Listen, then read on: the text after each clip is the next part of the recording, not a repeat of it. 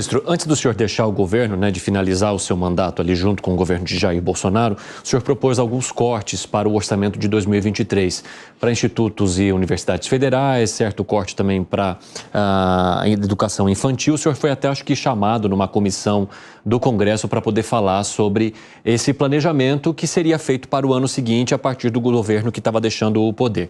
Eu queria entender, a partir desse seu controle do orçamento, daquilo que o senhor acompanhou, como que o senhor vê a distribuição de verbas hoje para a educação infantil, para a educação básica e para a educação superior. O senhor acha que há hoje movimentos errôneos no país em termos de envio de verbas, em termos de valorização desta ou de outra educação? Como que o senhor avalia esse cenário? O Brasil é reconhecido como um país que investe muito mais em ensino superior do que em educação básica, Existe uma inversão aí na pirâmide, isso é apontado em praticamente todos os relatórios da OCDE. E é algo que é difícil de você conseguir mudar. E no teu ponto de vista, por que isso acontece aqui no Brasil? Isso aconteceu ao longo do tempo por políticas educacionais equivocadas. Então, por exemplo, quando você tem um FIES que atingiu uma carteira de 110 bilhões de reais e você tem praticamente investimento federal na educação básica que representa 3 a 4% de tudo que é investido em educação básica no país, você está invertendo essa pirâmide de uma maneira que depois você não consegue reverter isso de maneira muito simples, Foi feita uma grande expansão, reúne das universidades no país, o que é positivo. Você aumentar o nível de oferta do ensino superior é ótimo, mas o que adianta eu ter uma grande rede desse tamanho se o meu aluno, como eu disse, se só 30% dos meus alunos saem com proficiência em língua portuguesa e matemática. Então, eu acho que ao longo do tempo, por decisões políticas, isso foi sendo construído e hoje você tem uma estrutura orçamentária dentro da educação que você precisa de praticamente uma reforma disso. Eu cheguei a pedir, por exemplo, internamente, quando eu cheguei, alguns estudos nesse sentido. Se a gente fosse construir um orçamento base zero na educação brasileira hoje, como é que seria essa proposta? Só que você tem folha, O Ministério da Educação é o segundo ministério com maior efetivo. Nós temos 300 mil servidores. Caramba! Nossa. A gente tem o efetivo muito próximo do que tem as Forças Armadas do país. Porque você tem os professores universitários, você tem os técnicos universitários, técnicos administrativos, das universidades. Então, é um contingente de gente, de profissionais muito grande. E isso você não tem como. Você vai deixar de pagar o salário? Não tem como. Então já tem um montante ali que vai destinado para o ensino superior. Que seria para despesa obrigatória. Pode entrar qualquer ministro que aquilo ali vai permanecer, E aí quando você tem essa estrutura toda montada, também você não consegue da noite para o dia mudar o orçamento. Você tira, você vai fechar uma universidade. E aí para fechar a universidade você tem que ter um estudo para isso. Você tem que avaliar se faz sentido, se não faz. E a sua margem de manobra é muito pequena, porque o orçamento discricionário que você tem,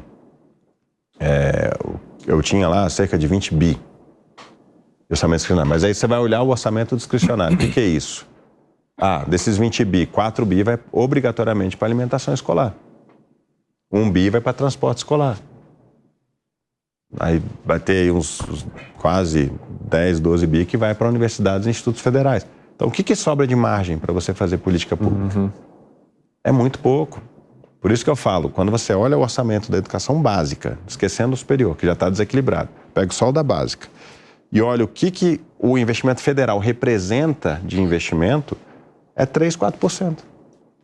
O restante é recurso que vai diretamente para o Estado e para o município, que tem autonomia para poder fazer a sua aplicação. E que não necessariamente vai ser voltado, por exemplo, para a educação em si. Pode ser para a estrutura e para outras questões relacionadas à educação. Relacionada à educação. Tem até no Fundeb, que é a principal fonte de financiamento, tem até uma obrigação de você pagar pelo menos 60% desses recursos em salários. E muitos municípios pagam mais de 98% do Fundeb em salário. Bom, e aí a margem para obra, para investimento em tecnologia, capacitação, ela é muito pequena. Ministro, o Nelson já tem uma pergunta sobre isso também, mas antes, Nelson, deixa eu só chamar o intervalo e daqui a pouco a gente volta a conversar com o ex-ministro da Educação, Victor Godoy Veiga. Até já.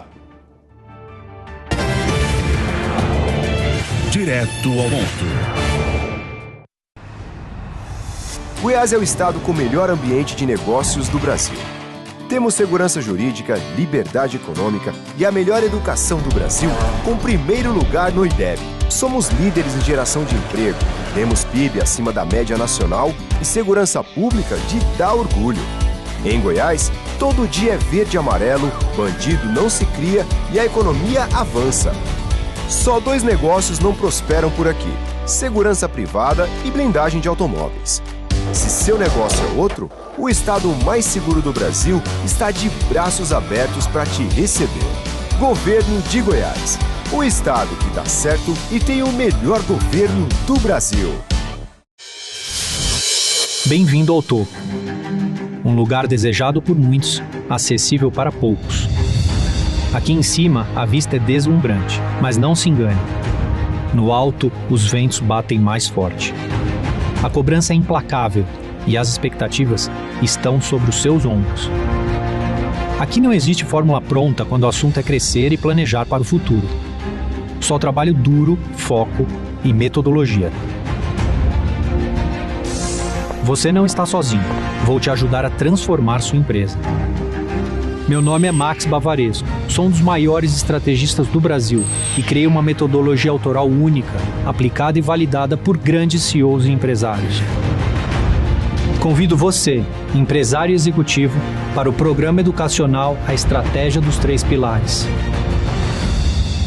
Saiba mais em sony.global. O estúdio está montado para as sabatinas da Jovem Pan News. Quem você vai escolher para a Prefeitura de São Paulo? De 9 a 14 de setembro, conheça as ideias e propostas dos principais candidatos. Eleições 2024, Sabatinas São Paulo. A partir do dia 9 de setembro, às 10 da noite. Na Jovem Pan News. Direto ao ponto. Estamos de volta com o Direto ao Ponto e hoje recebemos aqui o ex-ministro da Educação do governo de Jair Bolsonaro, Victor Godoy Veiga.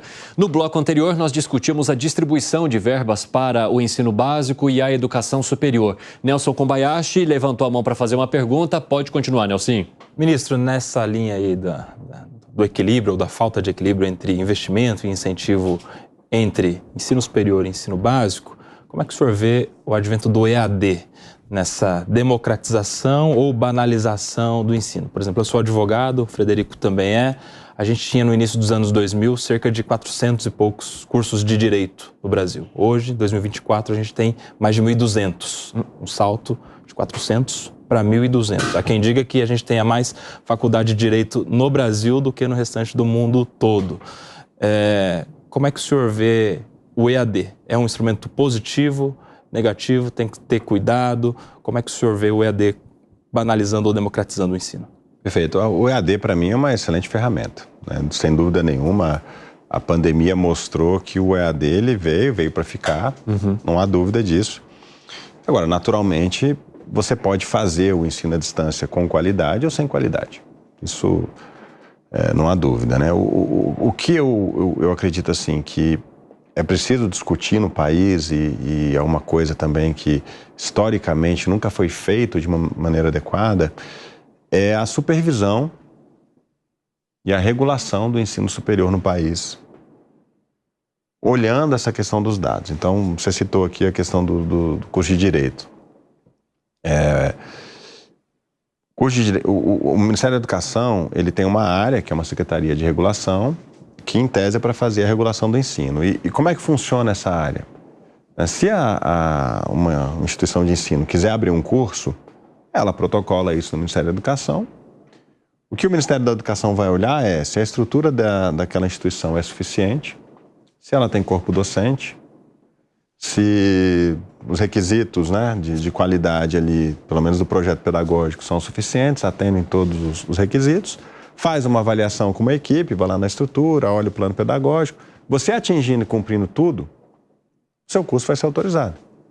Não importa se tem né? 400 ou 1.200 cursos de direito. Vai ter 1.201 cursos de direito. Por quê? Porque não se definiu ainda no país uma política de regulação do ensino superior. Você tem países que dizem o seguinte, olha, nesse ano nós não vamos abrir muitas vagas de contador. Por quê? Porque não precisa mais de contador agora.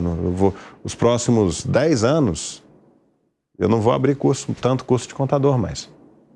Porque não tem essa necessidade. Tem país que faz esse nível de regulação, né? E tem um segundo nível da regulação, que é a supervisão, que é a fiscalização das escolas, que também não acontece de maneira efetiva no Ministério, porque é reativa.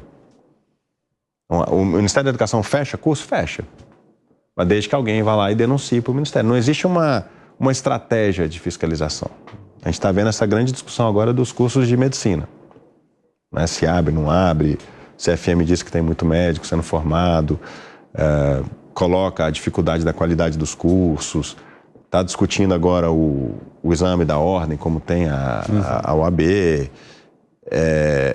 Mas assim, cadê o plano do Ministério da Educação de olhar as escolas que estão em funcionamento hoje? Se existe essa reclamação da qualidade da formação dos médicos hoje, o Ministério da Educação ele é responsável pela qualidade desses cursos.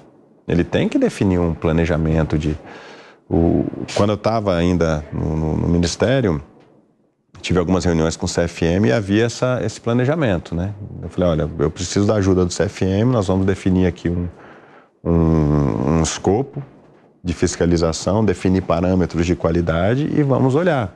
Por quê? Porque depois que o curso ele é aberto, que o Ministério ele abre o curso, não existe essa fiscalização se aquilo que foi colocado no plano pedagógico do curso está sendo cumprido. Nem mesmo aquele corpo docente que muitas vezes constou ali do plano pedagógico, bom, vou ter 8 professores doutores, vou ter... Isso, você perde também a referência disso. Então, é preciso discutir essa questão da supervisão no Ministério da Educação, né? Se discutir agora a criação de uma agência reguladora, sendo uma agência ou não, continuando essa atribuição no Ministério, isso precisa ser feito com seriedade, porque acaba gerando situações dessa natureza, né? Eu lembro que eu recebi, na época, inclusive, uma petição da Associação dos Bacharéis em Direito.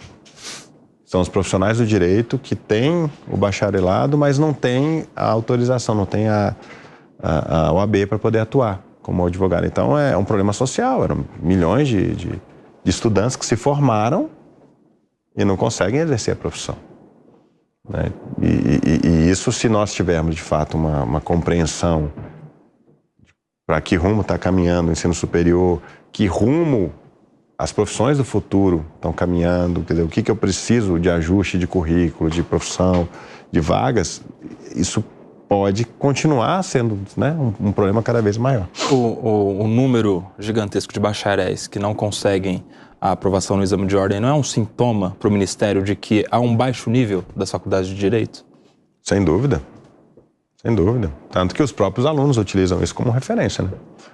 Quando vai escolher um curso de Direito, esse é um indicador que está no site da OAB, o aluno pode ir lá e verificar, olha, qual é o percentual de alunos dessa instituição que consegue aprovação na OAB. Não sei se vocês sabem, a média, o percentual médio de aprovação na OAB é 20%.